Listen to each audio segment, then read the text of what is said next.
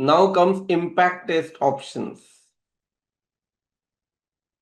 Consider table UG84 in MDMT calculation. Then consider UCS 66G in MDMT calculations. Use 68I in 66I in MDMT calculations. So all these clauses you must be referring to, and accordingly you need to choose these options from. Okay. UG84, if you go, it has been given that if you are going to conduct any impact testing, how to conduct that, what are the guidelines, those have been given in UG84. Similarly, low temperature service requirement has been given in UCS 66. Then weld sim options. This is graphical representation only. This is nothing to do with the code. So as you can see, starting angle is 0 degree, offset. Let's say if there are, can you see this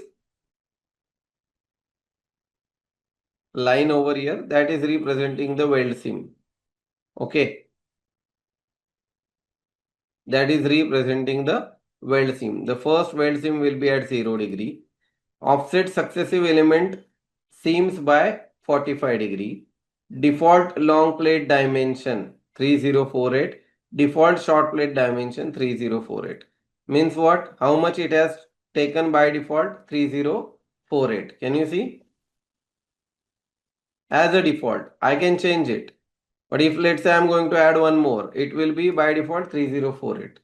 Can you see over here? Length is 3048. So that length we can change it from here. If you are always going to use, let's say 2 meter as a length, how much?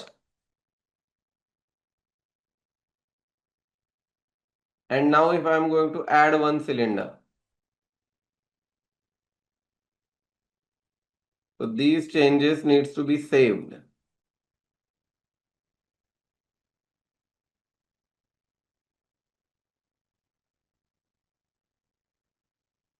And can you see over here? There are 3 weld seams what they have shown, right?